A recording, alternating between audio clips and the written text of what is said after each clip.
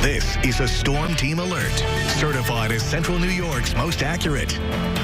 6:13, the view over downtown Syracuse, cloudy skies. We've seen some snow showers during the day. Another cold day here in Syracuse. Let's kind of give you an idea of what's happened temperature-wise over the last 2 weeks. And, you know, as recently as last Thursday, we were in the mid-30s, but then the bottom dropped out.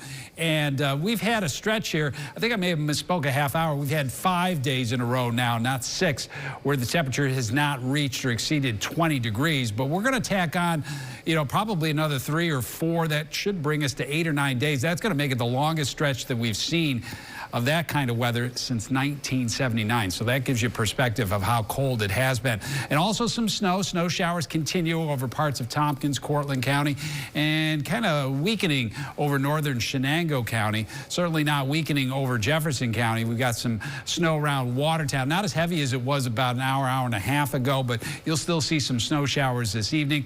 There's the heavier snow, again, right along the Oswego, Jefferson County line, Adams, and then up in elevation into the Tug Hill Plateau. It'll be there early this evening and then begin to move to the south, but you'll get at least a quick 3 to 6 inches there, you know, for most of the Finger Lakes over towards Syracuse and into Madison, Oneida County, southern Oneida County, little if any accumulation, but there'll be 6 to 12 inches, I think, as you go from Pulaski to Mexico, Scriba, Oswego by 7 o'clock tomorrow morning. Fulton, you're in that 1 to 3 inch range, but you'll get more snow for tomorrow morning. More on that in a moment. Temperature-wise, we know it's cold here, but look to the south. 45 in Atlanta, just barely 60 in Miami. There are freeze warnings down into Florida for tonight.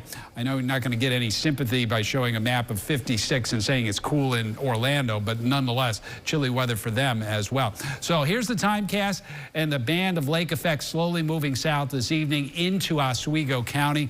And again, some intense snow overnight close to Oswego and Mexico. That's where it starts today. Some snow down into parts of Madison, northwestern Oneida County. By the time you get to noon, the band is kind of breaking up. We'll have snow showers here through the afternoon, likely producing at least some light accumulation. So 4 to 8 new inches around Oswego, Fulton, and Hannibal.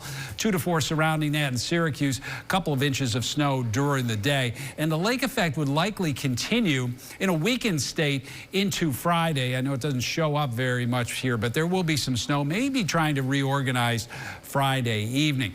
Now, what about the weekend? Well, there's going to be a storm along the East Coast, but we're spectators. At this point, it looks like any impacts, any significant impacts would be right along the coast up toward Boston. That's Sunday morning and into Monday. That goes up into the Canadian Maritime. So again, we miss out on this particular storm. Here is your planning forecast now.